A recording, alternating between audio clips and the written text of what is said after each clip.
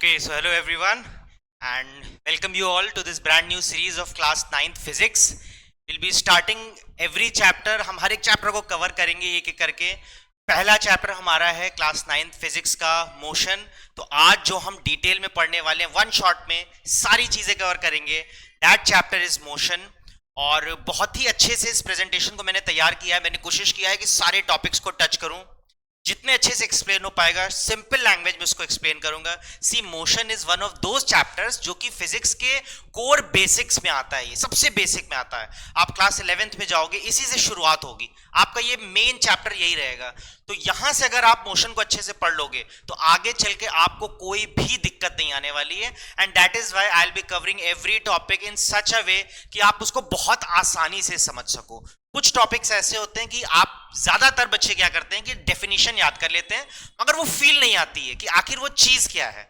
So we'll try to study in this way कि हम कोशिश करेंगे कि सारी चीजें आपको समझ में भी आ जाए एक बार में. ठीक है, तो इस वन शॉट में we'll cover everything from the chapter motion. So let's get up and start the chapter. ठीक है, स्टार्ट करते हैं हम. हमारा पहला टॉपिक है मोशन का concept of rest and motion. देखिए बहुत ही अपने में एक आसान सा टॉपिक है लेकिन इसको समझने के लिए बहुत दिमाग भी चाहिए होता है.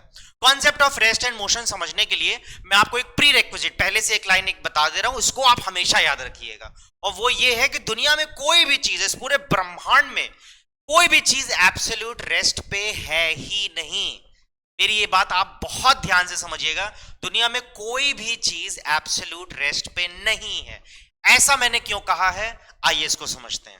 तो देखिए रेस्ट और मोशन को समझने के लिए अगर मैं आपसे कहूं कि कोई भी चीज रेस्ट पे है या मोशन पे है, ये आप कैसे पता करोगे? तो आप कहोगे कि सर सिंपल सी बात है, अगर वो मूव कर रहा है तो मोशन में, अगर मूव नहीं कर रहा है अपनी जगह पे रुका हुआ है तो रेस्ट पे है. बट साइंस एक टेक्निकल स्टडी है. ठीक है, बहुत ही सीक्वेंशियल अरेंज्ड मैनर में आपको टेक्निकल चीज पढ़ना है, कीवर्ड्स के साथ पढ़ना है. तो रेस्ट और मोशन को डिफाइन करने के लिए हमें एक टर्म की जरूरत है. ठीक है, और उस टर्म को हम क्या कहते हैं? उस टर्म को हम कहते हैं फ्रेम ऑफ रेफरेंस. ठीक है, यहां पे हम या तो रेफरेंस पॉइंट की बात करते हैं. ठीक है, हम यहां पे बात कर रहे हैं रेफरेंस पॉइंट की.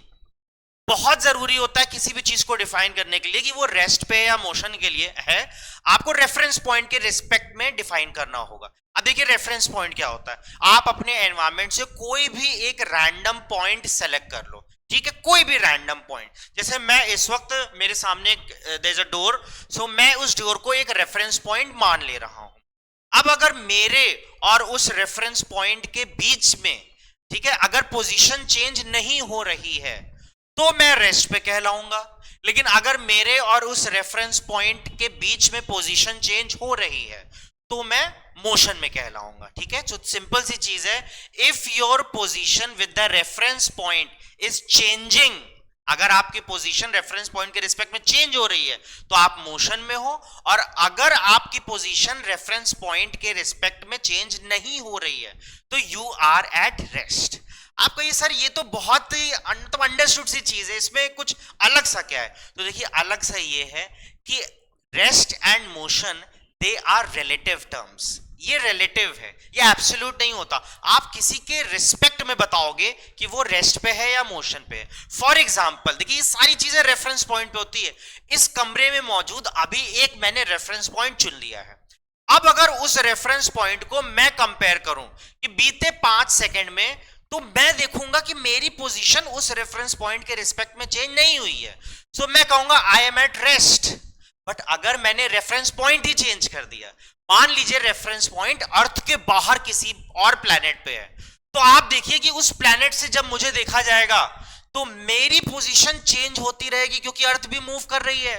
तो वहां से अगर मुझे देखा जाएगा तो मैं मोशन में हूं, लेकिन अगर यहां से मुझे देखा जाएगा तो मैं रेस्ट पे हूं. ये रेस्ट और मोशन किसके रिस्पेक्ट में कैसे समझा जा सकता है? तो see it all depends on the reference point. इसका सबसे बेहतरीन एग्जांपल है जब आप ट्रेन में ट्रैवल करते हो तो ट्रेन में ऑल द पैसेंजर्स, आपके आसपास जो भी पैसेंजर्स हैं, अगर आप उनको देखोगे तो आपको लगेगा कि वो आपके रिस्पेक्ट में रेस्ट पे हैं या आप उनके रिस्पेक्ट में रेस्ट पे हो. लेकिन अगर आप ही को ट्रेन के बाहर से, चलती ट्रेन से कोई देख रहा है, ट्रेन मूव कर रही है, आप ट्रेन के अंदर हो, कोई प्लेटफॉर्म पे खड़ा है और अब वो आपको देख रहा है, तो वो कहेगा कि नहीं ये तो मोशन में है। तो देखिए आप ही हो, ट्रेन के अंदर के लोगों के लिए आप रेस्ट पे हो, ट्रेन के बाहर के लोगों के लिए आप मोशन पे हो। तो यहां से हमें ये समझ में आता है that rest and motion they are relative terms. ये किसके रिस्पेक्ट में निकाला जाता है? रेफरेंस पॉइंट के रिस्पेक्ट में निकाला जाता है। और इसीलिए हम कहते हैं कि दुनिया में कोई भी चीज एब्सोल्यूट रेस्ट पे, मतलब कोई भी चीज, in fact anything which you can think about, इस पूरे यूनिवर्स में आप नहीं कह सकते हो कि वो एब्सोल्यूट रेस्ट पे है। ठीक है, तो चलिए मेरे ख्याल से आपको रेस्ट एंड मोशन का कॉन्सेप्ट समझ में आ गया है। How do we define it? चलिए आगे बढ़ते हैं। नेक्स्ट टॉपिक है हमारे पास physical quantities and its types. तो देखिए सबसे पहले आपको यह समझना होगा कि फिजिकल क्वांटिटीज क्या होती हैं। In physics how do we define physical quantities? So see any quantity which can be measured, ठीक है, any quantity of matter and energy. तो ध्यान से इसकी डेफिनेशन समझिएगा। एनी क्वांटिटी ऑफ मैटर और energy which can be measured in such a way that it can be represented with the help of a numerical value and a suitable unit system।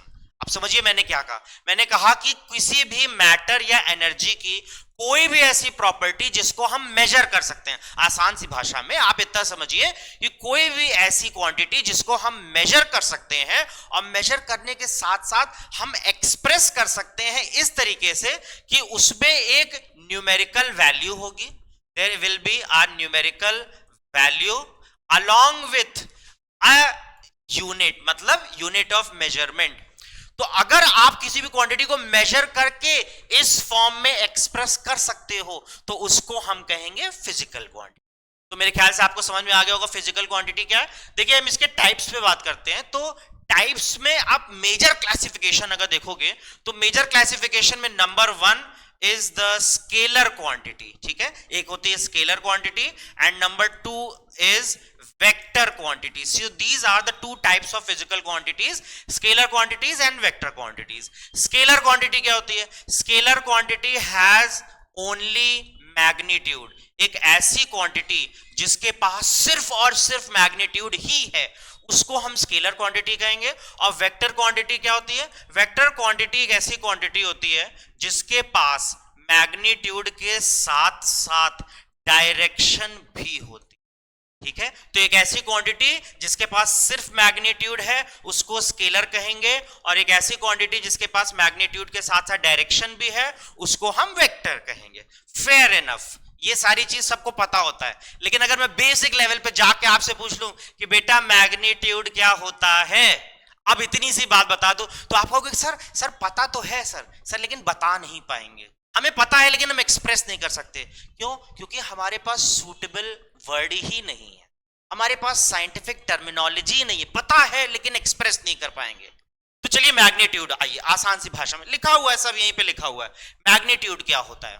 ज्यादातर बच्चे कहते हैं कि sir कोई numerical value, ठीक है, जो न्यूमेरिकल वैल्यू होती है उसको हम मैग्नीट्यूड कहेंगे। तो बेटा एक चीज ध्यान रखिएगा, अ numerical value along with a unit of measurement. ठीक है, एक numerical value along with a unit of measurement को हम मैग्नीट्यूड कहते हैं। आप अगर सामान खरीदने जाओगे, आप अगर आटा खरीदने जाओगे दुकान से, तो आप ये नहीं कहोगे ना कि भैया 10 आटा दे दीजिए, भैया 12 आटा दे दीजिए। क्यों? इसमें दिक्कत क्या है? 10 और 12 न्यूमेरिकल वैल्यू तो आपने बता दी, तो उसका मैग्नीट्यूड हमें समझ में क्यों नहीं आ रहा? बिकॉज आपने उसमें यूनिट नहीं लगाई, और अगर आप यूनिट नहीं लगाओगे तो वो एग्जैक्ट मेजरमेंट कितना है हमें नहीं समझ में आएगा।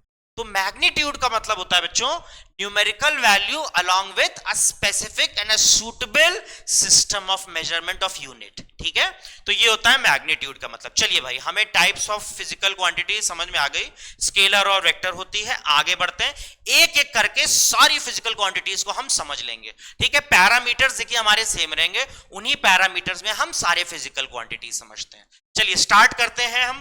पहला पेयर हमारे पास ये दो जुड़वा भाई हैं, डिस्टेंस और डिस्प्लेसमेंट। अक्सर इनको साथ में देखा जाता है, लेकिन जो जुड़वा लोग होते हैं ना, चाहे जितनी भी सिमिलैरिटी हो, थोड़ी सी डिससिमिलैरिटी तो होती ही है। और आज हमें यही पढ़ना होगा कि क्या सिमिलैरिटी हो क्या डिससिमिलैरिटी है। चलिए भाई डिस्टेंस देखते हैं हम। सबसे पहले डिस्टेंस देखते हैं। How do we define distance? So see, distance is defined as the total path covered by the body. ठीक है, distance is defined as, simple see definition है, it is the total path travelled और covered by a body. ठीक है भाई, definition हो गई। इसकी एसआई यूनिट क्या होती है? ठीक है, इसकी एसआई यूनिट क्या होती है? इसकी एसआई यूनिट होती है मीटर्स। इसको हम मीटर्स में एक्सप्रेस करते हैं स्टैंडर्ड इंटरनेशनल सिस्टम में।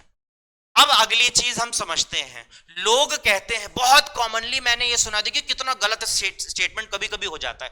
लोग कहते हैं distance can never be zero, distance zero नहीं हो सकता है। अब ये अपने में बड़ा एम्बिगुअस स्टेटमेंट है। See in science you have to be very specific. ठीक है, आप एक ओपन स्टेटमेंट नहीं कह सकते हो डिस्टेंस जीरो नहीं हो सकता। क्यों नहीं जीरो हो सकता भाई?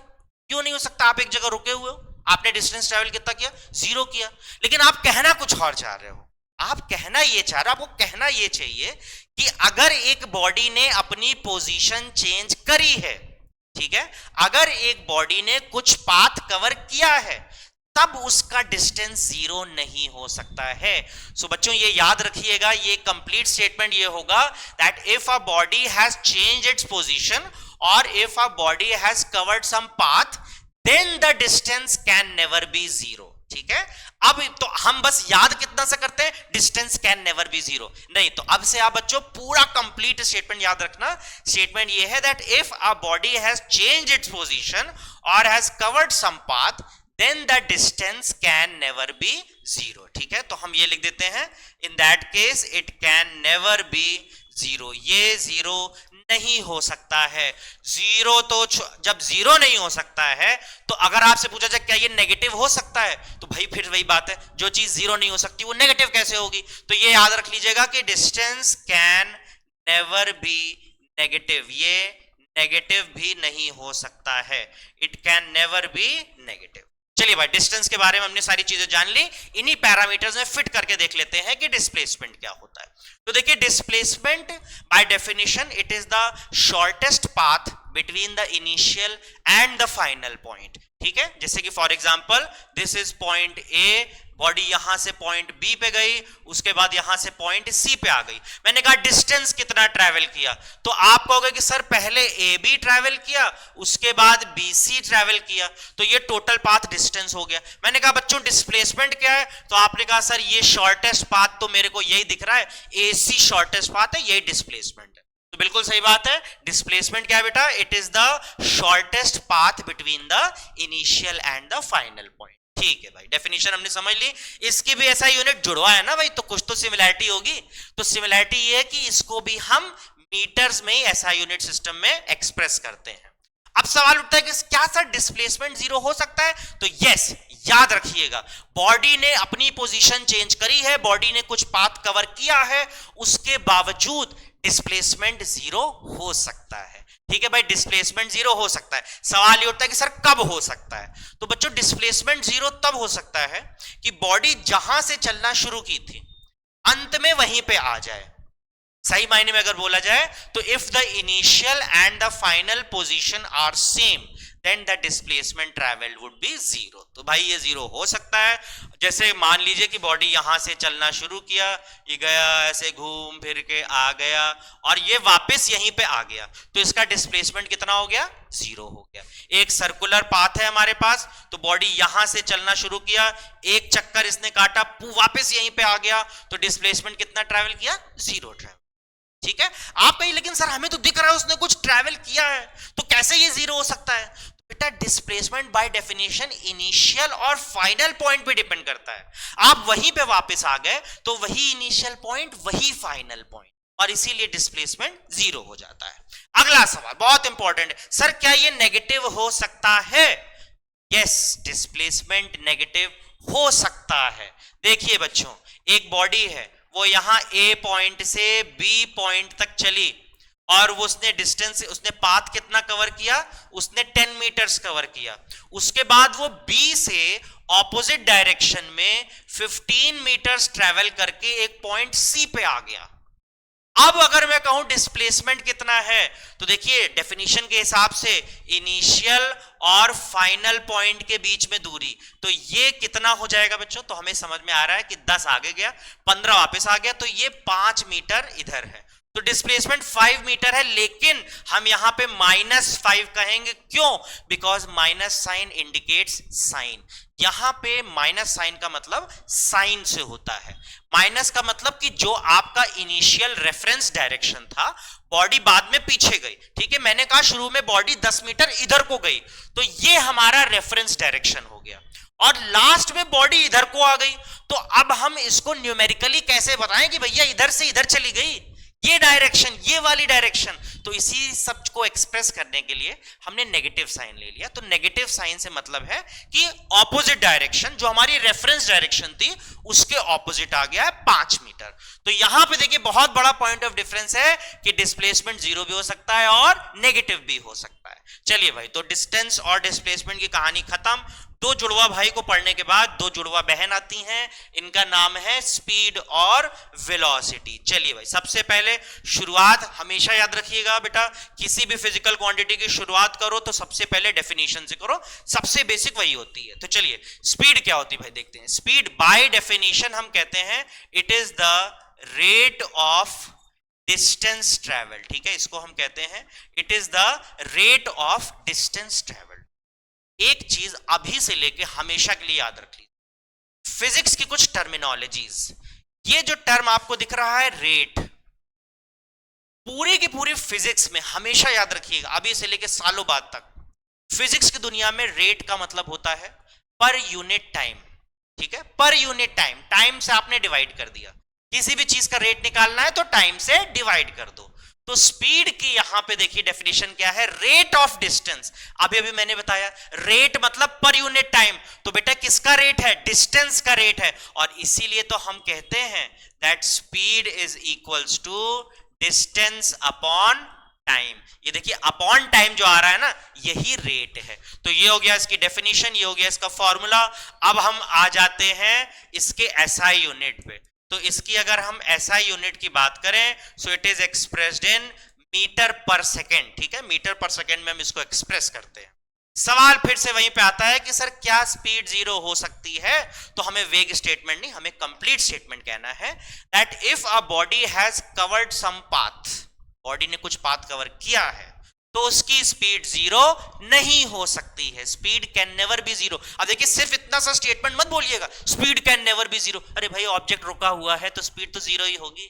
आप जो कहना चाह रहे हो उसका ये मतलब है कि बॉडी ने पाथ कवर किया है फिर भी स्पीड 0 है, तो ये नहीं हो सकती। तो याद रखिएगा, if a body has covered some path then the speed can never be 0, ये 0 नहीं हो सकती। सवाल फिर से उठता है कि सर क्या ये नेगेटिव हो सकती है? फिर वही बात, जो 0 नहीं हो सकता तो वो नेगेटिव कैसे होगा, ठीक है। अच्छा एक चीज और हमने मिस कर दी थी, डिस्टेंस और डिस्प्लेसमेंट बड़ी इंपॉर्टेंट है। देखिए मुझे याद आ गई, तो डिस्टेंस, देखिए मैं यही बता दे रहा हूं, distance is a scalar quantity and displacement is a vector quantity. तो ठीक इसी तरीके से हम यहां पे देखें, स्पीड और वेलोसिटी की अगर बात करें तो speed is a scalar quantity and velocity is a vector quantity, ठीक है। तो हमारा अगला पॉइंट हो गया कि स्पीड कैन नेवर बी 0, ये हो गया। लेकिन मेरा स्टेटमेंट याद रखिएगा, if a body has covered some path then the speed can never be 0, और 0 के साथ साथ ये और क्या नहीं हो सकती, ये नेगेटिव भी नहीं हो सकती है। अगर बॉडी ने पाथ कवर किया है तो स्पीड 0 नहीं हो सकती और नेगेटिव भी नहीं हो सकती। चलिए, स्पीड एक स्केलर क्वांटिटी है। इन्हीं पैरामीटर्स पे हम वेलोसिटी को डिफाइन कर लेते हैं। तो वेलोसिटी को डिफाइन करने के लिए हम कहते हैं it is the rate of displacement travel. याद रखिएगा, it is the rate of displacement. Rate का मतलब अभी अभी हमने देखा पर यूनिट टाइम, और इसीलिए इसकी डेफिनेशन है velocity is equals to displacement upon time. जुड़वा है इसीलिए इसकी एसआई यूनिट सेम होगी, इसको हम मीटर पर सेकेंड में एक्सप्रेस कर सकते हैं। सर क्या ये 0 हो सकता है? तो यस, ये 0 हो सकता है। सर क्या ये नेगेटिव हो सकता है? यस, ये नेगेटिव हो सकता है। सर कब 0 हो सकता है, कब नेगेटिव हो सकता है? देखो भैया, velocity is equal to displacement upon time. तुम अगर डिस्प्लेसमेंट को ही 0 कर दोगे तो वेलोसिटी तो 0 हो गई ना। और पिछले अभी हमने टॉपिक पे देखा कि डिस्प्लेसमेंट 0 हो सकता है। तुम अगर डिस्प्लेसमेंट को ही नेगेटिव कर दोगे तो वेलोसिटी भी तो नेगेटिव हो जाएगी। तो देखिए यहां पे आपने समझ लिया कि ये जीरो भी हो सकता है और नेगेटिव भी हो सकता है। सर क्या ये दोनों बराबर हो सकते हैं? तो यही तो इस चैप्टर की खासियत है, motion in a straight line हम पढ़ रहे हैं। मतलब अगर एक ही रास्ता है and if a body is travelling in a straight line, तो वही डिस्टेंस और वही डिस्प्लेसमेंट, वही स्पीड होगी और वही वेलोसिटी होगी। तो याद रखिएगा बच्चों, if a body is travelling in a straight line then distance is equal to displacement and speed is equal to velocity. Sir ये नेगेटिव वेलोसिटी क्या होती है? तो अभी अभी मैंने बताया ना कि if the displacement is negative तो वेलोसिटी भी नेगेटिव होगी। इसका मतलब the velocity which is expressed in such a way कि वो ऑपोजिट डायरेक्शन शो कर रही है। भाई हमारा जो रेफरेंस डायरेक्शन था उसके ऑपोजिट डायरेक्शन को शो करने के लिए हमने इसको नेगेटिव साइन लगा दिया। सर फील नहीं आया? सर कोई एग्जांपल दीजिए। तो देखिए एक बढ़िया सा एग्जांपल देते हैं। मान लीजिए एक नाव है, एक नाव है, ये हमारी बहुत सुंदर सी एक नाव है। ये नाव मान लीजिए आगे चल रही है, ठीक है। हम हाइपोथेटिकली कह रहे हैं इसकी जो स्पीड है वो है 2 मीटर पर सेकेंड। नाव आगे बढ़ने की कोशिश कर रही है 2 मीटर पर सेकेंड। सामने से तूफान आ गया, सामने से तूफान आ गया। तूफान की रफ्तार है 5 metre per second, 5 metre per second. अब क्या होगा? अब तो ये उल्टा चली जाएगी, उल्टा जाएगी कि नहीं जाएगी? तो अब जो इसने वेलोसिटी अटेन करी, मतलब हमारी जो रेफरेंस डायरेक्शन थी अब ये उसके ऑपोजिट जाएगी और अब इसकी वेलोसिटी नेगेटिव हो जाएगी। तो इसी चीज को हम कहते हैं बच्चों नेगेटिव वेलोसिटी। ये टॉपिक खत्म होता है, हम आगे बढ़ते हैं। अगला है uniform and non uniform speed. बहुत ही आसान सा टॉपिक है। यूनिफॉर्म और नॉन यूनिफॉर्म स्पीड क्या होती है भाई? तो चलिए, if a body covers equal distance, ठीक है, if a body covers equal distance in equal interval of time, in equal interval of time, अगर एक बॉडी ने इक्वल डिस्टेंस कवर किया है इक्वल इंटरवल ऑफ टाइम में तो उसकी स्पीड यूनिफॉर्म होगी। मतलब ये देखिए भाई, बॉडी ए से लेके बी तक गई, बी से लेके सी तक गई, सी से लेके डी तक गई। यहां पे इनके बीच की दूरी 5 मीटर, यहां भी 5 मीटर और यहां भी 5 मीटर। इसको ट्रेवल करने में लगे 2 सेकेंड, यहां भी 2 सेकेंड और यहां पे भी 2 second. Equal distance in equal interval of time. तो यहां पे जिस स्पीड से ये बॉडी चल रही है उस स्पीड को हम कहेंगे यूनिफॉर्म स्पीड। लेकिन अगर मान लीजिए ये ऐसे हो गया तो body is covering unequal distance in equal interval of time, तो इस स्पीड को हम क्या कहेंगे? नॉन यूनिफॉर्म स्पीड कहेंगे। ठीक है, बड़ा आसान सा टॉपिक था और मेरे ख्याल से इस एग्जांपल के साथ आपको समझ में आ भी गया होगा। चलिए भाई, आ गया होगा, आप लोग बहुत तेज हैं, हम लोग आगे बढ़ते हैं। Average speed and average velocity. बहुत बढ़िया भाई, एवरेज स्पीड और एवरेज वेलोसिटी समझ लेते हैं। एक सिंपल सा आसान सा फॉर्मूला है, इसी से आप समझिएगा। एवरेज स्पीड का क्या फॉर्मूला है? देखो, एवरेज स्पीड का बेटा फॉर्मूला है total distance divided by total time. Total distance divided by total time को हम एवरेज स्पीड कहते हैं। और बेटा अगर एवरेज वेलोसिटी आपको समझना है तो वो होता है total displacement divided by total time. ठीक है भाई, हमें समझ में आ गया। हमारे पास डेफिनेशन है, हमारे पास फॉर्मूला है। एवरेज स्पीड होता है it is the ratio of total distance upon total time. Average velocity is the ratio of total displacement to total time. ठीक है, फेयर एनफ। इसकी कुछ प्रॉपर्टीज समझते हैं। बेटा ये बताइए, एवरेज स्पीड कभी जीरो हो सकता है क्या? जो जिससे बना होता है वो उसी की प्रॉपर्टी शो करता है। ये किससे बना है? ये डिस्टेंस से बना है। क्या डिस्टेंस जीरो हो सकता है? नहीं हो सकता है। फिर से मैं कहता हूं कंप्लीट स्टेटमेंट, अगर बॉडी ने पाथ कवर किया है तो डिस्टेंस जीरो नहीं हो सकता है। इसलिए एवरेज स्पीड जो है this can never be zero. ठीक है, ये जीरो नहीं हो सकता है। मगर एवरेज वेलोसिटी, क्या ये जीरो हो सकता है? सर डिस्प्लेसमेंट तो जीरो हो सकता है, और अगर इस रेशियो में न्यूमरेटर हो गया जीरो, इसका मतलब एवरेज वेलोसिटी भी जीरो हो सकता है।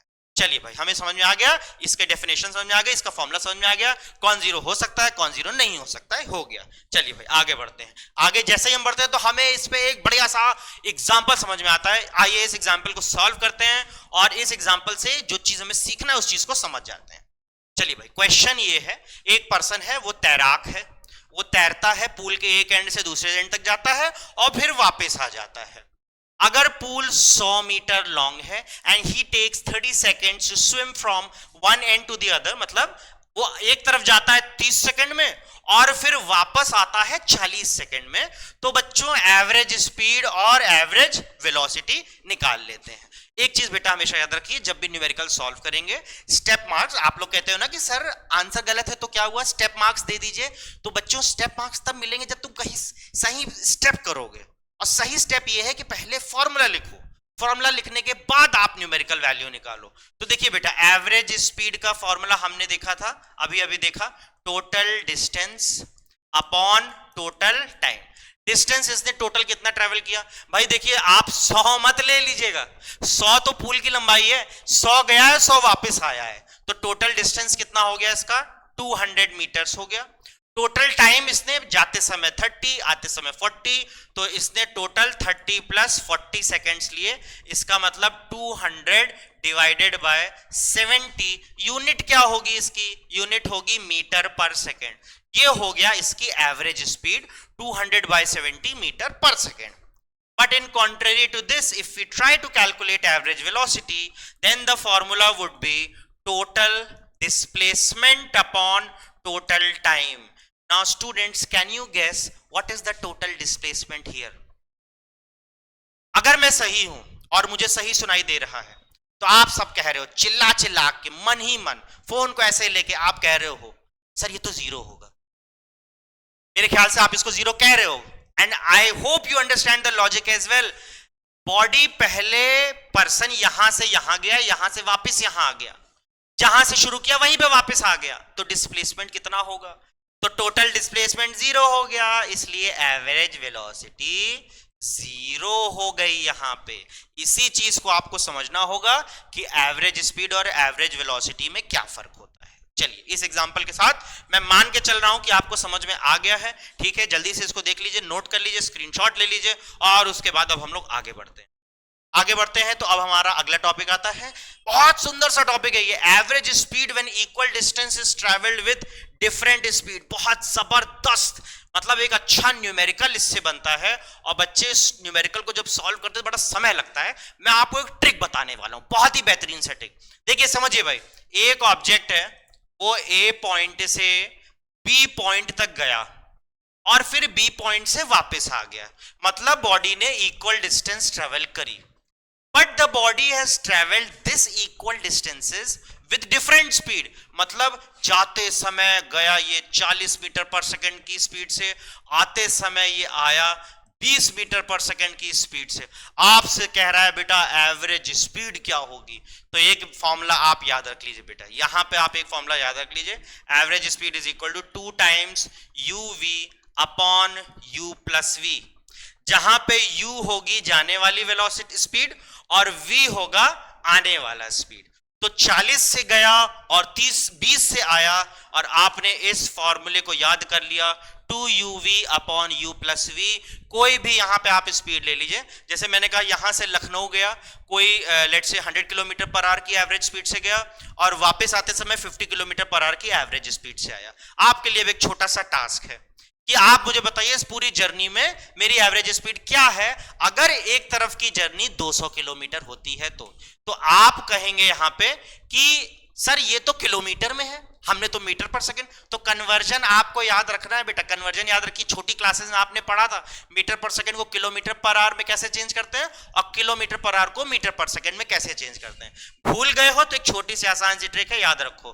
देखो अगर आप छोटी यूनिट से बड़ी यूनिट में जा रहे हो, ठीक है, अगर मतलब आप मीटर पर सेकंड से किलोमीटर पर आवर में जा रहे हो तो मल्टीप्लाइड बाय 18/5, ठीक है, 18/5, और अगर इसका आप रिवर्स कर रहे हो तो मल्टीप्लाइड बाय 5/18।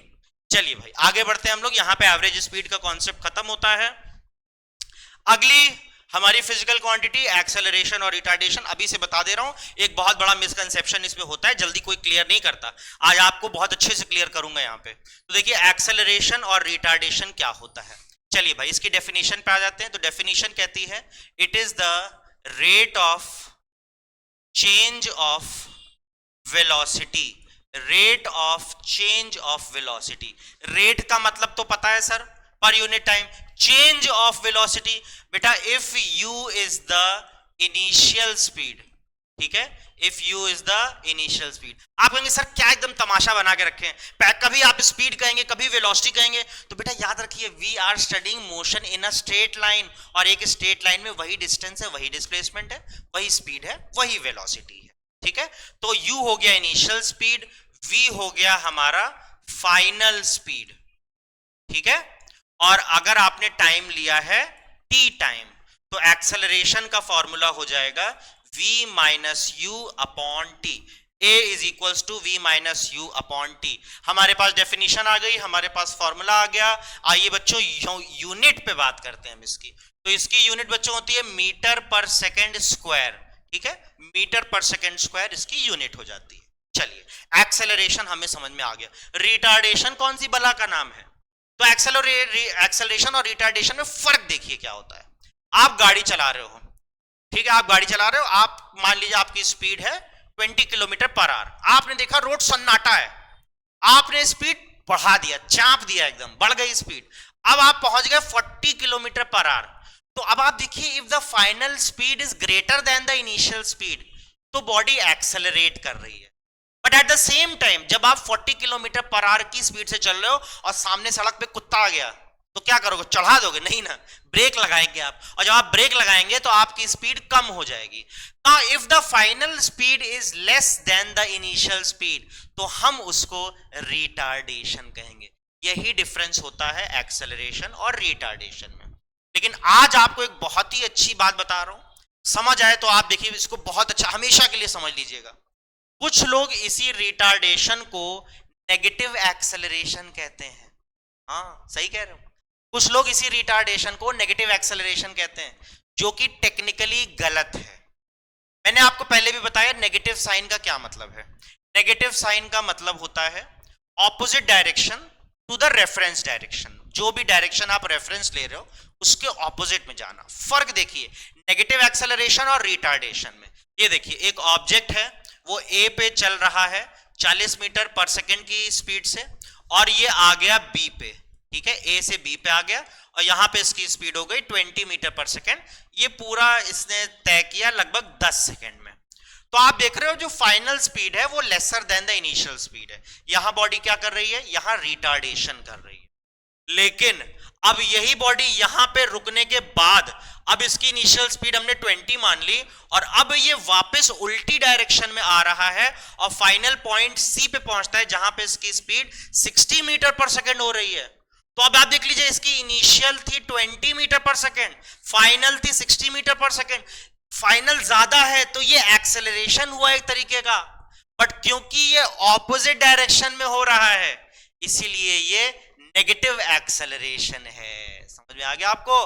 तो this is the difference between negative acceleration and retardation. ये दो ऐसे पॉइंट है, मैंने कई बार देखा है कि सब इसको एक चीज बताते हैं, बट असल में ये दोनों अलग होते हैं। चलिए आगे बढ़ते हैं, मुझे लगता है आपको समझ में आ चुका है। आगे बढ़ते हैं अब हम uniform and non uniform acceleration. तो जिस तरीके से हमने uniform and non uniform speed बच्चों पढ़ा था, उसी तरीके से जान लेते हैं uniform and non uniform acceleration क्या होता है। यूनिफॉर्म मतलब देखिए, हमने यूनिफॉर्म स्पीड में पढ़ा था equal distance in equal interval of time. यहां पे हम कहेंगे if there is equal change in velocity, ठीक है, equal change in velocity in equal interval of time, in equal interval of time. मतलब क्या हुआ? Equal change in velocity in equal interval of time. देखो भाई, ए से गए बी पे, बी से गए सी पे, ठीक है, यहां पे इसकी स्पीड थी 0 मीटर पर सेकेंड, यहां पे पहुंचे तो 2 मीटर पर सेकेंड, यहां पे पहुंचे तो 4 मीटर पर सेकेंड, आगे और चले गए डी पॉइंट पे तो आ गए हम 6 मीटर पर सेकेंड। यहां समय लिया हमने 2 सेकेंड, यहां पे भी 2 सेकेंड, यहां पे भी 2 सेकेंड। चेंज इन वेलोसिटी देखिए यहां कितनी हुई, 2 - 0 तो 2, यहां चेंज इन वेलोसिटी कितनी हुई 4 माइनस 2 तो 2, यहां चेंज इन वेलोसिटी कितनी हुई 6 माइनस 4 तो 2। तो आप देख सकते हैं equal change in velocity in equal interval of time, तो उसको हम कहेंगे यूनिफॉर्म एक्सेलरेशन। और बच्चों इसी की वैल्यू हम बदलते जाएं, ये 0 है, ये 12 हो गया, ये 24 हो गया, ये 56 हो गया, तो ये अनइक्वल चेंज इन वेलोसिटी हो रहा है इन इक्वल इंटरवल ऑफ टाइम, तो उसको हम नॉन यूनिफॉर्म एक्सेलरेशन कह के समझ लेंगे। ठीक है, मेरे ख्याल से आपको इसको समझ में आ गया होगा, कोई बड़ी चीज नहीं है। आगे बढ़ते हैं, अभी आगे हमारे पास बहुत बढ़िया बढ़िया टॉपिक, ग्राफ्स ऑफ मोशन, ये इस चैप्टर की सोल है, आत्मा है ये इस चैप्टर की। सबसे अच्छे से आपको इसको समझना होगा, सबसे ज्यादा सवाल इसी से पूछे भी जाते हैं। ग्राफ्स ऑफ मोशन आइए समझ जाते हैं, बेसिक से शुरू करते हैं। मान के चलते हैं कि किसी को कुछ नहीं आता, सबसे इंपॉर्टेंट चीज यही होती है, एक स्टूडेंट को मान के चलना चाहिए पढ़ने के वक्त उसको कुछ नहीं आता और अब उसको सारी चीजें सीखनी है। जिस वक्त एक स्टूडेंट ने ये कह दिया अरे ये तो मेरे को आता है, तो उसी वक्त उसका भंटाधार होना शुरू हो जाता है। आप याद रखिए, आप कॉन्फिडेंस रखिए लेकिन ओवर कॉन्फिडेंस मत रखिए। आइए इसी चीज के साथ हम शुरू करते हैं, graphs of motion. Graphs of motion हम क्या करते हैं कि बॉडी को, जब तक हम अभी तक किसी भी बॉडी को मोशन को हम वर्ड्स में एक्सप्रेस करते हैं, बट अगर उसी मोशन को हमें ग्राफिकली एक्सप्रेस करना है तो हमें उसके कुछ बेसिक रूल्स फॉलो करने। ग्राफ्स ऑफ मोशन पढ़ने से पहले सबसे पहले आपको यह समझना होगा कि किसी भी मोशन को, किसी भी ग्राफ को बनाने से पहले आपको मिनिमम 2 एक्सिस की जरूरत है, प्रेफरेबली एक्स एक्सिस और वाई एक्सिस। पॉइंट नंबर 2, कौन सी एक्सिस पे कौन सी क्वांटिटी रहेगी ये याद रखना जरूरी है। पॉइंट नंबर 3, आपके सिलेबस पे जितने भी ग्राफ हैं आप हमेशा याद रखिएगा, आपको एक चीज हमेशा याद रखना होगा, that time is always and always on the x axis. ठीक है, टाइम हमेशा एक्स एक्सिस पे रहेगा और जो भी दूसरी क्वांटिटी है वो वाई एक्सिस पे होगी। ठीक है, उसके बाद अगला टर्म है स्लोप। बड़े कॉमनली इसको यूज किया जाता है स्लोप। स्लोप क्या होता है भाई? देखिए स्लोप को अगर आप देखिए तो होता है delta y upon delta x, मतलब change in the value on the y axis divided by change in the value on the x axis. Sir ये तो बड़ा थियोरेटिकल है, इसको एग्जांपल के साथ समझाइए। आइए भाई एक छोटा सा एग्जांपल, एक लेट से हमने ग्राफ ले लिया है। ग्राफ हमने कौन सा लिया है? इधर पे हमने रख दिया है डिस्टेंस, इधर पे रख दिया है टाइम। ठीक है, ये हमने एक ग्राफ बनाया हुआ है।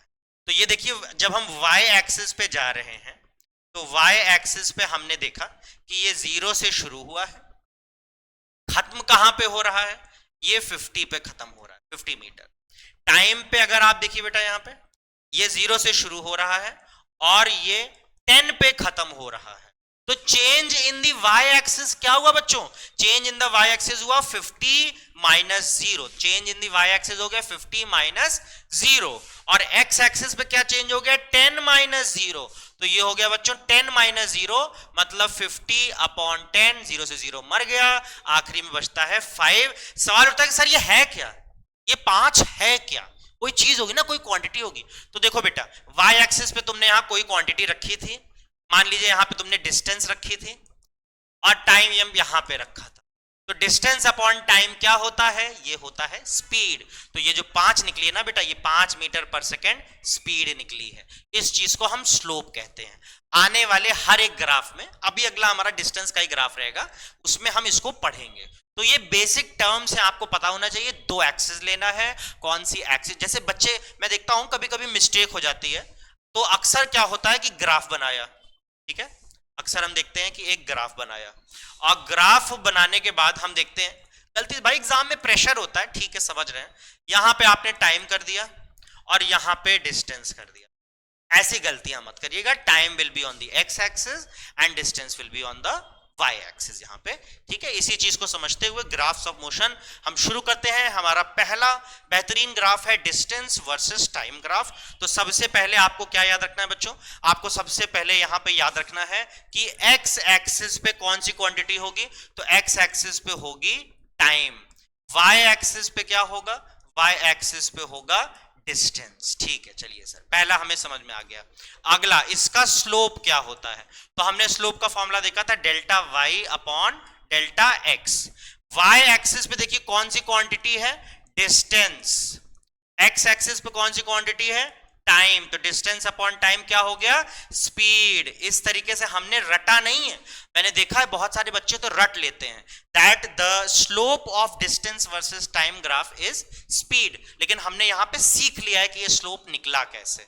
ठीक है, तो एक्स पे क्या होगा, वाई पे क्या होगा, स्लोप क्या होगा इसका हमने सीख लिया। आइए इसके कुछ हम ग्राफ्स यहां पे देख लेते हैं। तो देखिए बच्चों, अगर आपके पास एक ऐसा ग्राफ है, ठीक है, ये डिस्टेंस वर्सेस टाइम ग्राफ है, और अगर एक स्ट्रेट लाइन ग्राफ है आपका कुछ ऐसा, तो ये रिप्रेजेंट करता है यूनिफॉर्म स्पीड। ठीक है, ये रिप्रेजेंट करता है यूनिफॉर्म स्पीड। और अगर इसी ग्राफ में एक कर्व्ड लाइन हमने बना दिया, अब कर्व के चक्कर में ऐसा मत कर देना कि ये ऐसे पीछे चला गया, नहीं, पीछे आप नहीं जा सकते हो, क्योंकि अगर आप पीछे आ गए तो मतलब आप समय से पीछे आ रहे हो, टाइम ट्रेवल कर रहे हो, पास्ट में जा रहे हो, पॉसिबल नहीं है। तो इसलिए ये वाला ग्राफ बच्चों गलत है।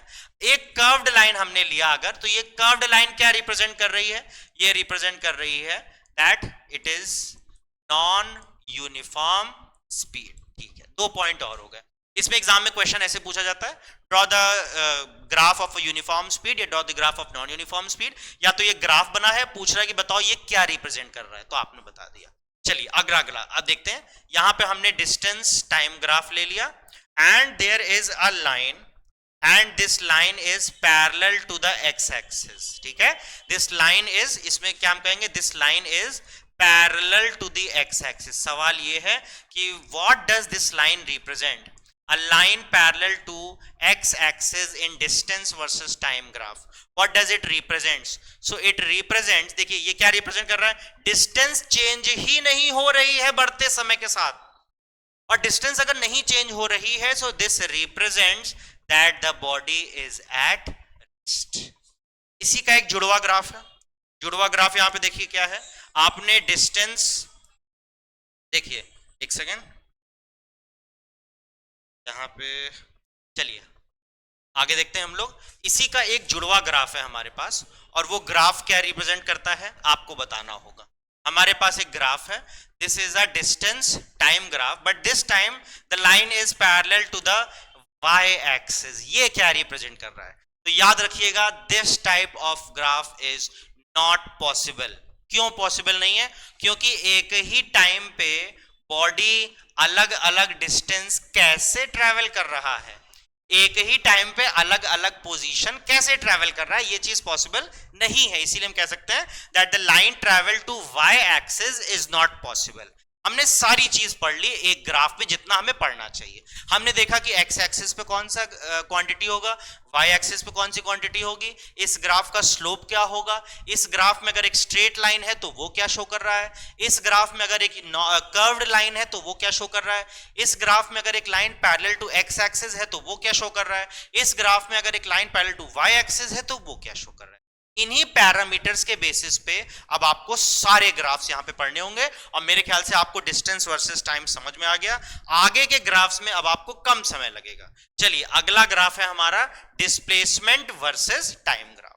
तो देखिए आपको अभी से यहां पे पता चल जाना चाहिए कि एक्स एक्सिस पे कौन सा ग्राफ होगा, क्वांटिटी होगा, वो होगा टाइम, और वाई एक्सिस पे यहां पे होगा डिस्प्लेसमेंट। ठीक है, इसका स्लोप क्या होगा, तो आपका ये स्लोप का फॉर्मूला होता है delta y upon delta x. Y पे कौन सी क्वांटिटी है, वाई पे है डिस्प्लेसमेंट, एक्स पे है टाइम। तो डिस्प्लेसमेंट अपॉन टाइम क्या हो जाता है, ये हो जाता है वेलोसिटी। तो याद रख लीजिएगा, रटना नहीं है आपको यहां पे, that the slope of displacement versus time graph represents what, velocity. ये वेलोसिटी रिप्रेजेंट करता है। चलिए आगे बढ़ते हैं हम लोग। इसके अगर कुछ ग्राफ्स देख लें, तो अगर ये हमारे पास एक डिस्प्लेसमेंट टाइम ग्राफ है, एक स्ट्रेट लाइन है, तो ये स्ट्रेट लाइन क्या शो करेगा, ये शो करेगा यूनिफॉर्म क्या चीज, स्पीड नहीं, वेलोसिटी। तो ये शो करेगा यूनिफॉर्म वेलोसिटी। अगर एक नॉन स्ट्रेट लाइन है तो ये क्या शो कर रहा है, ये शो कर रहा है नॉन यूनिफॉर्म वेलोसिटी, ठीक है। अगला ग्राफ इसी डिस्प्लेसमेंट वर्सेस टाइम ग्राफ में, if a line is parallel to the x axis, फिर से ये क्या शो कर रहा है, तो बेटा देखिए यहाँ पे डिस्प्लेसमेंट चेंज नहीं हो रहा है, पोजीशन चेंज नहीं हो रही है, टाइम चेंज हो रहा है। So this represents that the body is at rest. और आखिरी, अगर इसी ग्राफ में डिस्प्लेसमेंट टाइम ग्राफ में if a line is parallel to the y axis, तो ये क्या रिप्रेजेंट कर रहा है, ये पॉसिबल नहीं है। क्यों पॉसिबल नहीं है, क्योंकि बॉडी एक ही टाइम पे डिफरेंट पोजीशंस पे नहीं हो सकता, ठीक है। इन पैरामीटर्स के हिसाब से हमने डिस्प्लेसमेंट वर्सेस टाइम भी पढ़ लिया। चलिए आगे, और सबसे इंपॉर्टेंट ग्राफ अब आता है। इंपॉर्टेंट ग्राफ है क्योंकि इसको आगे हम यूटिलाइज करेंगे। आ गया हमारे पास वेलोसिटी वर्सेस टाइम ग्राफ। फिर से वही चीज, एक्स एक्सिस पे क्या होगा, जल्दी जल्दी अब आप लोग इमेजिन करिए, ये टाइम होगा, वाई एक्सिस पे क्या होगा, ये हो जाएगा वेलोसिटी, ठीक है। आपको पता करना है कि इसका स्लोप क्या है, तो स्लोप का formula delta y upon delta x.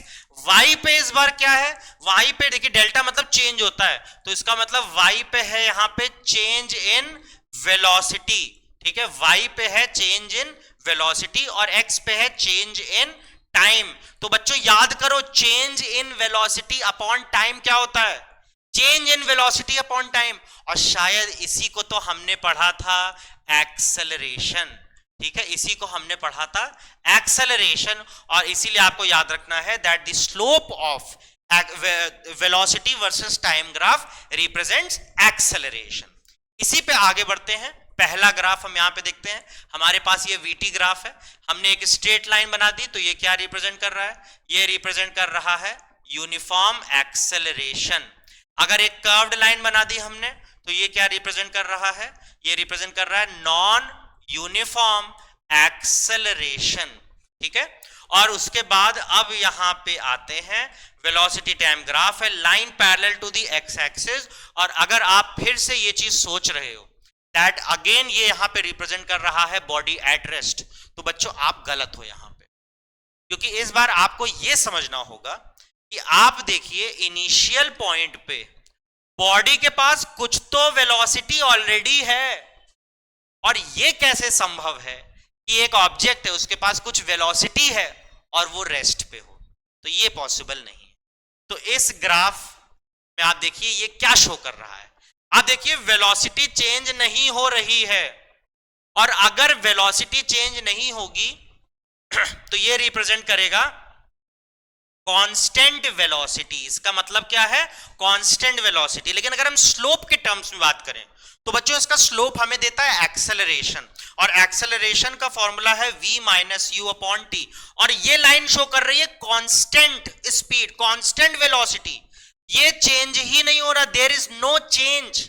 And if there is no change तो न्यूमरेटर बन गया जीरो, तो इसका मतलब बहुत इंपॉर्टेंट है, in VT graph line parallel to x axis represents zero acceleration, ठीक है बच्चों, ये जीरो एक्सेलरेशन शो करता है। उसके बाद फिर से वही घिसा पिटा सवाल, सर ये वाला भी पूछ लीजिए, line parallel to y axis, तो फिर से जवाब सेम रहेगा, this graph is not possible because it is not possible to have multiple velocities at the same time, ठीक है। एक ही टाइम पे ढेर सारी वेलोसिटी होना संभव नहीं है, असंभव है, इसलिए ये ग्राफ इम्पॉसिबल है। चलिए भाई आगे बढ़ते हैं। तो यहां पे हमने सारे ग्राफ्स पढ़ लिए, बहुत इंपॉर्टेंट है आपके एग्जाम पॉइंट ऑफ व्यू से। और इसी पे आइए इसी बात पे एक न्यूमेरिकल लगा देते हैं, बढ़िया सा न्यूमेरिकल, बड़ा कॉमन सा न्यूमेरिकल है, एग्जाम में बड़े कॉमनली इस तरीके से पूछा जाता है। तो आइए समझ लेते हैं कि न्यूमेरिकल्स को कैसे किया जा सकता है। अच्छा एक चीज और, हाँ भाई एक चीज मिस हो रही थी, मैं फिर से आपको बता दूं, यहाँ पे वेलोसिटी वर्सेस टाइम ग्राफ पे आते हैं। यहां पे एक चीज आपको एक्स्ट्रा पता करना है, एक्स्ट्रा क्या है, that the area under this graph, area under this graph represents displacement. ये बच्चों आपको याद रखना होगा, दैट द एरिया। आपका ये सर रट लें, नहीं रटना नहीं, आइए इसका लॉजिक आपको समझा देते हैं। लॉजिक समझते हैं, एक वीटी ग्राफ हमने ले लिया, ठीक है, एक हमारे पास वीटी ग्राफ है, मान लीजिए कि ये वो हमारा एरिया है, ये वीटी ग्राफ का एरिया है, हमें पता करना है ये एरिया क्या शो कर रहा है। तो देखिए ये इसकी लेंथ है, ये लेंथ हमने ले लिया टाइम, और ये इसकी ब्रेड्थ है, ये तो कुछ वेलोसिटी ही तो होगी, तो ये हो गया वेलोसिटी। अगर हम बच्चों इसके एरिया की बात करें तो आपका ये सर ये एक रेक्टेंगल है, और ये होता है लेंथ वर्सेस ब्रेड्थ। लेंथ हमने ले लिया लेट्स से टाइम, ब्रेड्थ हमने ले लिया वेलोसिटी। तो बच्चों वेलोसिटी मल्टीप्लाइड बाय टाइम क्या होता है, याद करिए। वेलोसिटी का फॉर्मूला यहां पे याद करिए, वेलोसिटी होता है डिस्प्लेसमेंट अपॉन टाइम। तो वेलोसिटी इनटू टाइम, ये देखिए क्रॉस मल्टीप्लाई कर दीजिए तो क्या आ जाएगा, ये आ जाएगा डिस्प्लेसमेंट। तो इसीलिए हम कहते हैं ये जो एरिया है वो डिस्प्लेसमेंट रिप्रेजेंट करता है। बहुत इंपॉर्टेंट चीज है क्योंकि इसी प्रॉपर्टीज को सारे न्यूमेरिकल्स में और आगे आने वाले डेरिवेशंस में हमें यूटिलाइज करना है। एक इसी ग्राफ का आपको एरिया याद रखना है, that the area under the VT graph represents displacement. चलिए बच्चों अब हम आगे बढ़ते हैं, अब न्यूमेरिकल पे बढ़ते हैं तो अब मजा आएगी। चलिए न्यूमेरिकल पढ़ना शुरू करिए। न्यूमेरिकल कुछ इस तरीके से है, that a person starts from rest and uniformly reaches a velocity of 5 metre per second. देखिए आपको टाइम के साथ साथ वेलोसिटी शो करनी है, आपको 5 मीटर पर सेकेंड और टाइम शो करना है। तो आप पहले डिसाइड करो आपको ग्राफ कौन सा बनाना होगा। तो ग्राफ हमें बनाना होगा वेलोसिटी और टाइम ग्राफ, ठीक है। तो आप देखिए आपसे बोला है कि 10 सेकेंड में, 0 से लेके 10 सेकेंड में body uniformly 5 metre per second की रफ्तार पकड़ लेती है। तो देखिए 10 सेकेंड में आप देख लीजिए बॉडी यहां से यहां तक पहुंच गई और यहां पे ये जो वेलोसिटी है, ये देखिए यहां पे जो ये वेलोसिटी है that is 5 metre per second. उसके बाद बोला है he then moves with a constant velocity। अभी थोड़ी देर पहले मैंने बताया कांस्टेंट वेलोसिटी को ग्राफ पे कैसे शो करोगे। तो in case of a VT graph line parallel to x axis represents constant velocity. कितने समय तक, अगले 5 सेकंड तक। तो 10 से लेके हम आ गए अगले 5 सेकंड में 15 सेकंड में आ गए। तो यहां से लेके यहां तक अब बॉडी देखिए कांस्टेंट वेलोसिटी, ये देखिए लाइन कैसी है, line parallel to x axis in VT graph. तो ये कांस्टेंट स्पीड शो कर रही है। After this he uniformly comes to rest in the next 3 second. अगले 3 सेकंड में, मतलब यहां 18 सेकंड में वो यूनिफॉर्मली रेस्ट पे आ जाती है। देखिए यूनिफॉर्मली नीचे आ गई, रेस्ट पे आ गई। आपसे पूछ रहा है कि ड्रॉ दी ग्राफ। तो चलिए भाई ग्राफ तो आपके सामने तैयार है, एकदम ताजा ताजा ग्राफ है। And calculate the displacement travel.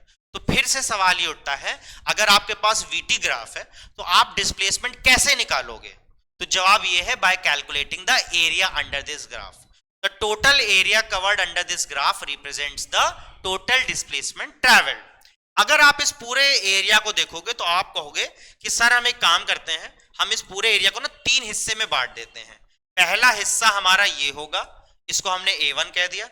दूसरा हिस्सा हमारा ये होगा, इसको हमने A2 कह दिया। और तीसरा हिस्सा हमारा ये होगा, इसको हमने A3 कर दिया। अब हम क्या करेंगे, एक एक करके तीनों एरियाज कैलकुलेट करेंगे और A1 plus A2 plus A3 निकाल देंगे, टोटल एरिया हमारे पास आ जाएगा।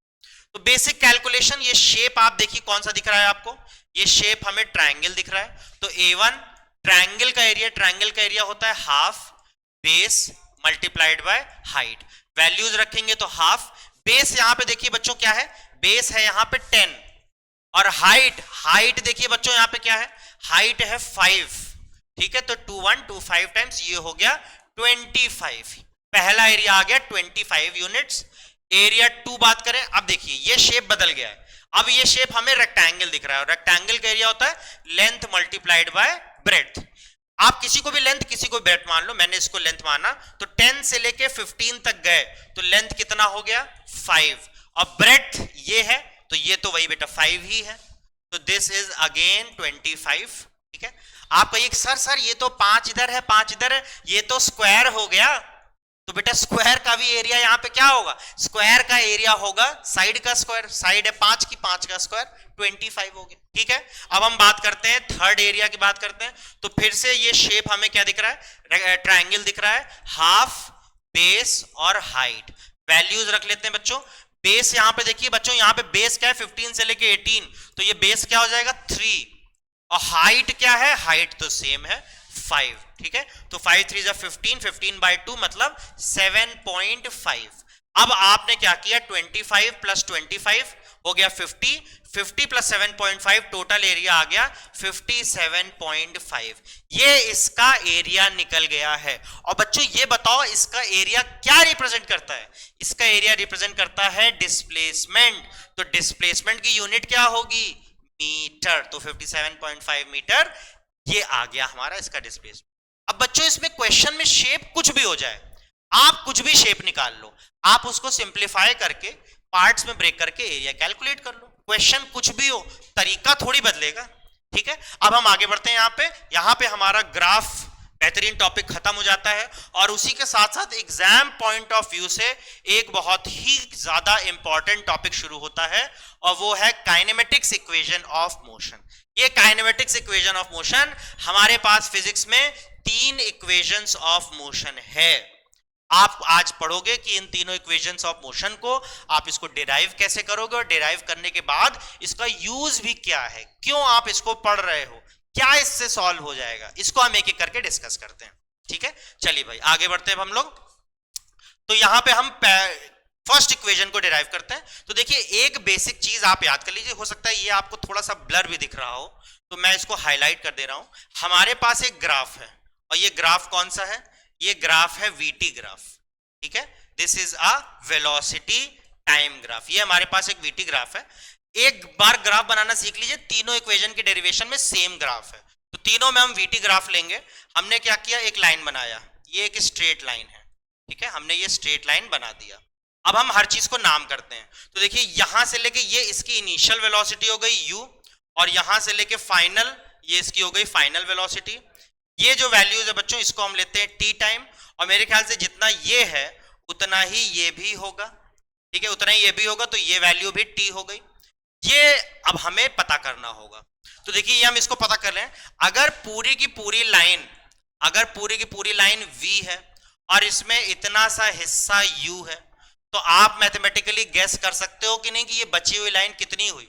तो ये होगी टोटल माइनस इतना, तो ये हो गया v माइनस यू। तो ये बच्चों जो आपको लाइन दिख रही है ना, ये v माइनस यू के बराबर है, this is equal to v minus u. चलिए आगे बढ़ते हैं अब हम लोग। अब आपको हर चीज के बारे में पता चल गया, हर लाइन यहाँ पे रिप्रेजेंट क्या करती है। तो इस ग्राफ का चलो स्लोप निकाल लेते हैं बच्चों, स्लोप निकाल लेते हैं। स्लोप हमें क्या कहता है, स्लोप कहता है change in the y axis upon change in the x axis. तो change in the y axis में कितना चेंज हुआ, ये देखो यहां से लेकर फाइनल था v और इनिशियल था u, तो final minus initial, y axis में चेंज कितना हुआ, तो y एक्सिस में चेंज हुआ v माइनस यू। ठीक है, x एक्सिस में कितना चेंज हो गया, यहां से लेके यहां तक में क्या चेंज है, तो यही तो चेंज है ना t, तो यहां पे हमने इसको t रख दिया। अब बच्चों ये देखिए v minus u upon t, और एट द सेम टाइम आप ये याद रखिए what does the slope of VT graph represents. VT graph का स्लोप क्या रिप्रेजेंट कर रहा है, वो रिप्रेजेंट करता है एक्सेलरेशन। तो स्लोप के नीचे हमने एक्सेलरेशन लिख दिया, a बराबर v minus u upon t, a बराबर v minus u upon T. इसी को थोड़ा सा हम क्रॉस मल्टीप्लाई कर दें, तो क्रॉस मल्टीप्लाई करने के बाद आ जाएगा at is equals to v minus u, या हम कह सकते हैं v is equals to u plus at। ये निकल के आ गई हमारे पास फर्स्ट इक्वेशन ऑफ मोशन, और ये सबसे पहले इक्वेशन के साथ साथ सबसे आसान भी इसका डेरिवेशन है। आपने क्या किया, सिर्फ और सिर्फ इसका स्लोप निकाला और डेरिवेशन आपके सामने निकल के आ गई। तो अब यहां पे बेटा हमारे पास पहली इक्वेशन ऑफ मोशन की डेरिवेशन हो गई है। अब हम आते हैं सेकंड इक्वेशन पे।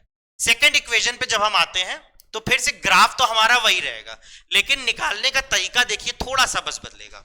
निकालने का तरीका यह है कि इस बार हम अपने ग्राफ का एरिया कैलकुलेट करेंगे। देखो ग्राफ में हमारे पास यही है, ये है v और ये है हमारे पास t, vt ग्राफ है। ये लाइन हमने बना दी, ठीक है, ये लाइन हमने यहां से बना दी। अब अगर मैं आपसे कहूं कि आपको टोटल एरिया निकालना है, इस ग्राफ का टोटल एरिया निकालना है, तो आप कहोगे सर आसान है, यहां से हमने ये इसको क्लोज कर दिया। अब बेटा ये जो पूरा एरिया आपको दिख रहा है ना, इसी को कैलकुलेट करना है, लेकिन इसको हम थोड़ा सा सिंप्लीफाई कर दें, और सिंप्लीफाई करेंगे तो देखिए यहां से हमने इसको दो पार्ट में ब्रेक कर दिया। अब आपको एक हिस्सा ये दिख रहा है जो कि एक तरीके का रेक्टेंगल है, और एक हिस्सा ये दिख रहा है जो कि एक तरीके का ट्रायंगल है। तो अगर हमने area of triangle plus area of rectangle निकाल दिया तो हमारे पास सेकंड इक्वेशन निकल आएगी। तो टोटल एरिया बेटा एरिया ऑफ ट्रायंगल। अच्छा ये बताओ what does the area under the VT graph represents. VT graph में एरिया क्या रिप्रेजेंट करता है, अभी हमने पढ़ा था थोड़ी देर पहले, सो दैट रिप्रेजेंट्स डिस्प्लेसमेंट। ये हमारा S हो गया डिस्प्लेसमेंट। ठीक है, आगे बढ़ते हैं। हम लोग आगे बढ़ेंगे तो अब हम एरिया ऑफ ट्रायंगल और एरिया ऑफ रेक्टेंगल, पहले हम एरिया ऑफ रेक्टेंगल निकालते हैं। तो ये होगा बच्चों लेंथ मल्टीप्लाइड बाय ब्रेड्थ, और एरिया ऑफ ट्रायंगल क्या हो जाएगा, वो हो जाएगा half base multiplied by height. आगे बढ़ेंगे अब हम लोग लेंथ मल्टीप्लाइड बाय ब्रेड्थ।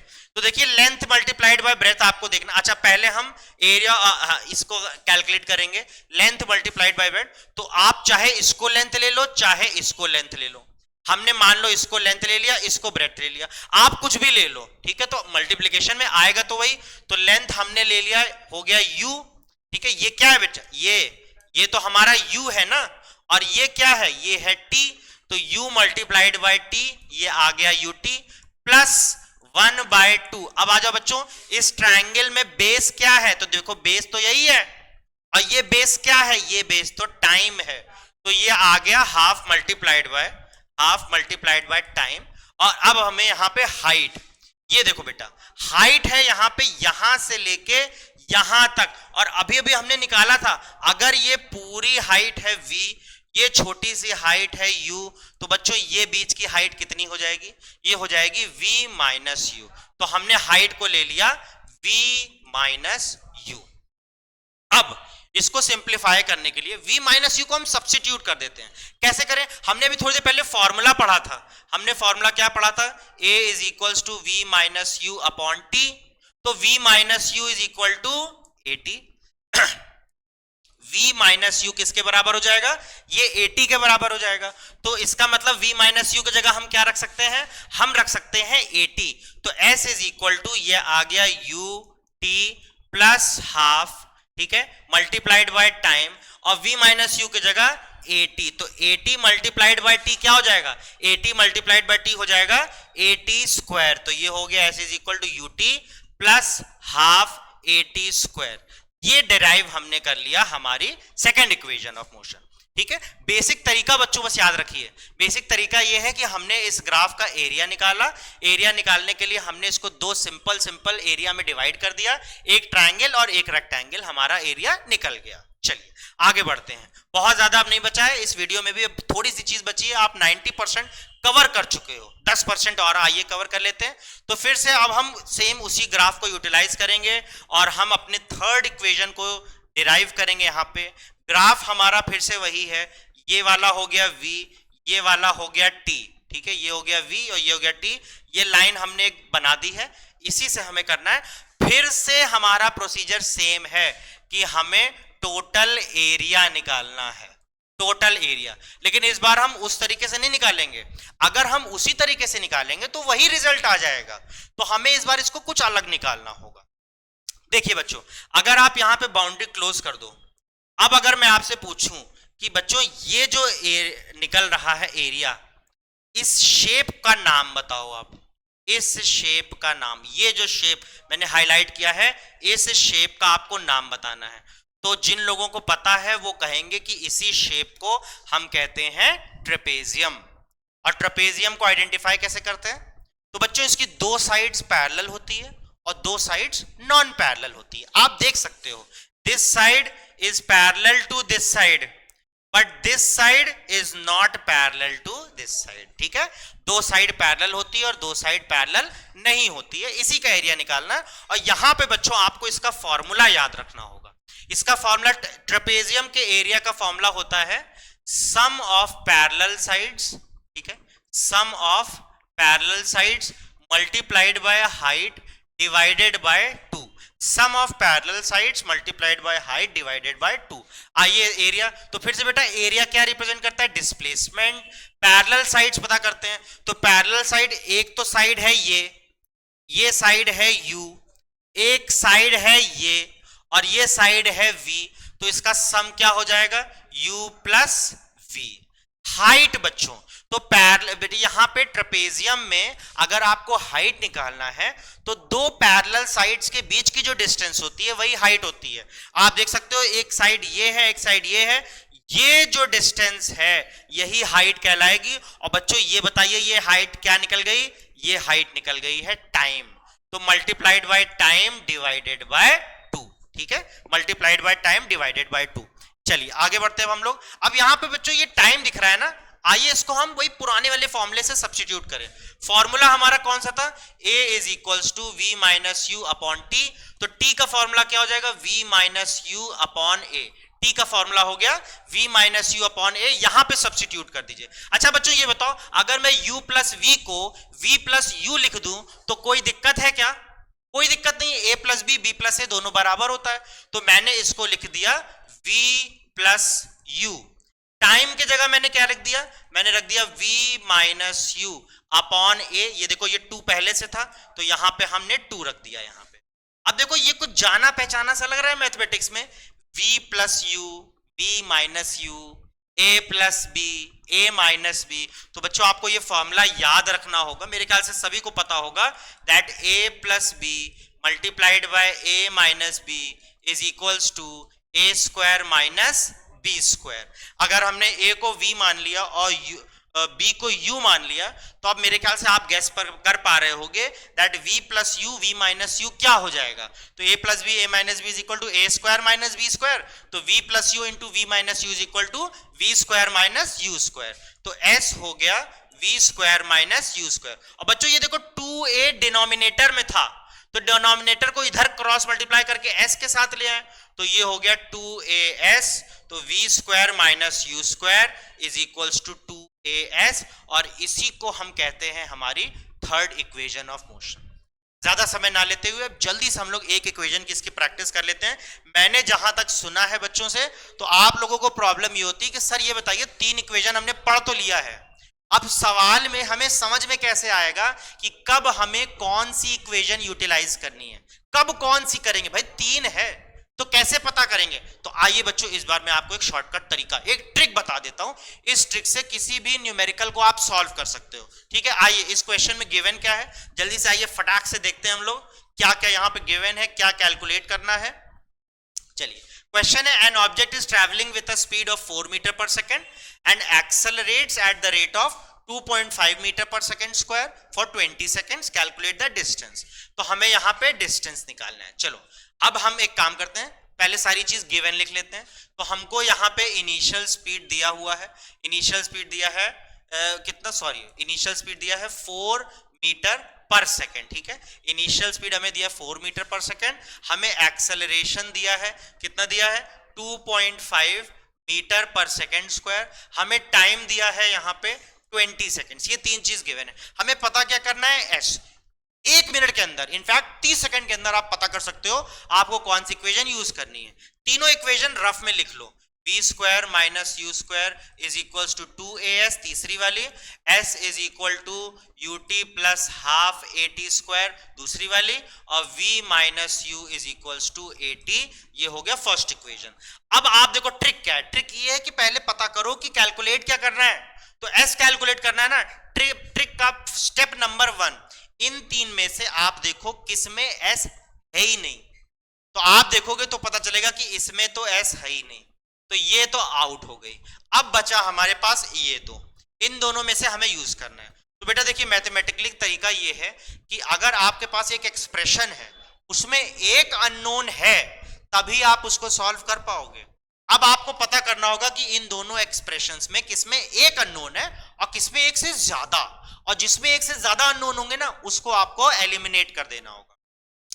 तो अगर हम बेटा इस इक्वेशन को ध्यान से देखें, हमें v नहीं पता और हमें s भी नहीं पता, एक से ज्यादा अननोन, ये एलिमिनेट हो गया, आंसर आपके सामने आ गया। आपको s is equal to u t plus half a t square को इस्तेमाल करना है। तो आइए इसको यूज करते हैं, s is equal to u t plus half a t square.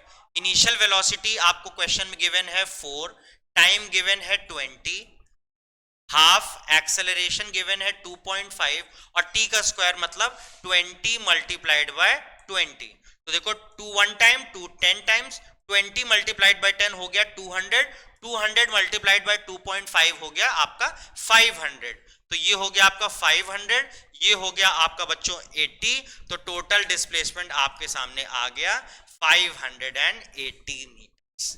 इस तरीके से बच्चों आप इक्वेशन ऑफ मोशन का कोई भी न्यूमेरिकल सॉल्व कर रहे हो, अगर आपको ये ट्रिक पता है तो। अब इस टॉपिक को कंप्लीट करने के बाद हमारे इस वन शॉट का काफी देर से हम इसको कर रहे थे, आखिरी टॉपिक शुरू होता है और उसी के साथ हम इस वन शॉट को खत्म कर देंगे। टॉपिक है हमारा यूनिफॉर्म सर्कुलर मोशन। देखिए बहुत इजी। अच्छा इस टॉपिक की खास बात बताऊं, मुझे बड़ी मजा आती है, हर बार इसमें से एक ही क्वेश्चन बनता है। अगर आपके एग्जाम में इस टॉपिक से क्वेश्चन आएगा तो एक ही क्वेश्चन है, वही एग्जाम में आएगा और दूसरा नहीं आएगा। आइए समझते हैं यहां पे ये होता क्या है। देखिए यूनिफॉर्म का मतलब क्या है, हम सिंपली कहें कि यूनिफॉर्म, आसान सी भाषा में कहें तो कांस्टेंट स्पीड, ठीक है, कांस्टेंट स्पीड से एक ऑब्जेक्ट चल रहा है। और सर्कुलर मोशन का मतलब क्या है, एक सर्कुलर पाथ पे ट्रैवल कर रहा है। That means if N object is moving on a circular path with a constant speed, then that type of motion is said to be as uniform circular motion। खास बात पे आते हैं, आइए इसकी खास बात पे। देखिए एक सर्कुलर पाथ हमने बना दिया, ये सर्कुलर पाथ हो गया। Let's say that this point is A, this point is B, this point is C and this point is D. हमने इस सर्कुलर पाथ पे 4 पॉइंट ले लिए। अब हमने कहा चारों पॉइंट पे बच्चों स्पीड क्या है, आपने कहा सर स्पीड तो सेम है, आपने अभी बताया कांस्टेंट है ना ये तो स्पीड तो सेम है, ठीक है। फिर मैंने कहा बच्चों ये बताओ हर पॉइंट पे डायरेक्शन कैसे निकालोगे। तो बच्चों एक चीज याद रख लो, आपको अगर डायरेक्शन कैलकुलेट करना है, डायरेक्शन पता करना है, तो सर्कुलर पाथ पे डायरेक्शन जो होती है वो हम निकालते हैं with the help of tangent. Tangent क्या होता है बच्चों, टैंजेंट एक ऐसी लाइन होती है जो कि सर्कल को बाहर से सिर्फ एक पॉइंट पे टच करके जाती है और रेडियस के परपेंडिकुलर होती है। तो आइए अगर हम बच्चों ए पॉइंट पे एक टैंजेंट बना दें तो वो टैंजेंट कुछ इस तरीके से दिखेगी। ये मतलब ये हो गई, अगर ये ऑब्जेक्ट इस तरीके से चल रहा है, ए से लेके बी से लेके ए तक जा रहा है, तो बेटा ए पॉइंट पे इसकी डायरेक्शन ये होगी। अच्छा बी पे क्या डायरेक्शन होगी, ये बी पे डायरेक्शन हो गई। सी पे डायरेक्शन क्या होगी, ये होगी। डी पे डायरेक्शन क्या होगी, ये होगी। तो आप देखोगे कि इन चारों पॉइंट पे डायरेक्शन अलग है। सवाल ये है कि सिर्फ 4 पॉइंट नहीं, अगर हम इस सर्कुलर पाथ पे हर एक पॉइंट पे डायरेक्शन निकालेंगे तो बच्चों हर एक पॉइंट पे डायरेक्शन अलग आएगी। क्यों, because the direction of tangent is different. आप देख सकते हो, आप देखो बीच में कहीं यहां पे पॉइंट बना दो तो आप देखो उसकी डायरेक्शन ये है, यहां पे एक पॉइंट बना दो तो उसकी डायरेक्शन ये है। इसका मतलब एक सर्कुलर पाथ पे ऑब्जेक्ट अगर कांस्टेंट स्पीड से ट्रैवल कर रहा है तो भी हर पॉइंट पे उसकी डायरेक्शन चेंज हो रही होगी। आपने यहां पे यहां पे कंक्लूजन क्या निकाला, that the direction is changing at every point. Direction is changing, यहां पे आपने कहा direction is changing at every point. तो बच्चों मेरा सवाल आपसे यह है कि क्या हर पॉइंट पे वेलोसिटी सेम होगी। तो आपने कहा सर वेलोसिटी तो वेक्टर क्वांटिटी होती है और वेक्टर क्वांटिटी में मैग्नीट्यूड के साथ साथ डायरेक्शन भी होती है। तो बच्चों अगर वेलोसिटी मैग्नीट्यूड के साथ साथ डायरेक्शन भी होती है, अगर आप मैग्नीट्यूड ना भी चेंज करो लेकिन आपने डायरेक्शन बदल दी तो हम कहेंगे कि वेलोसिटी चेंज हो रही है। मतलब जरूरी नहीं है कि आप वेलोसिटी का मैग्नीट्यूड बदलो तभी वेलोसिटी चेंज हो, आपने सिर्फ डायरेक्शन चेंज कर दिया। और यहां पे तो हम देख सकते हैं that every point the direction is changing. So since the direction is changing at every point we say that the velocity is changing at every point. हमने कहा at every point velocity is changing. और बच्चों अगर velocity change हो रही है, सवाल आपसे ये है क्या ये मोशन एक्सेलरेटेड मोशन होगा। तो आप कहेंगे सर एक्सेलरेशन का फॉर्मूला होता है v minus u upon T. Acceleration का मतलब होता है चेंज इन वेलोसिटी पर यूनिट टाइम। एक्सेलरेशन खुद कह रहा है कि वेलोसिटी चेंज करो। तो बेटा अगर वेलोसिटी चेंज हो रही है तो क्या एक्सेलरेशन हो रहा है, जवाब है जी बिल्कुल। अगर वेलोसिटी चेंज हो रही है तो एक्सेलरेशन होगा। अब मैं आपको कहता हूं, बताता हूं कि इस टॉपिक से सवाल क्या आता है। एक ही सवाल आता है, सवाल यह आता है कि प्रूव करो कि यूनिफॉर्म सर्कुलर मोशन एक एक्सेलरेटेड मोशन है। तो आप कहोगे कि that since at every point the direction is changing so velocity is also changing, and since the velocity is changing the acceleration is taking place, and that is why we say that uniform circular motion is an accelerated motion।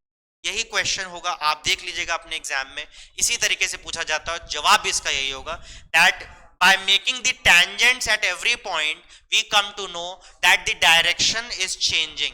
Since the direction is changing, so velocity is changing, and since the velocity is changing, so yes, acceleration is taking place. So yes, uniform circular motion is an accelerated motion. इसी के साथ हमारा ये topic खत्म होता है, chapter भी खत्म होता है. बहुत मेहनत की बच्चों आपके लिए, मैंने पूरा वन शॉट एक वीडियो में बनाया, एक बार में आपका पूरा चैप्टर ये रिवाइज हो गया है. आई होप आपको सारी चीज अच्छे से समझ में आई होगी. Okay, so that's all in this video. I hope you all have understood everything. Thank you and we'll meet again.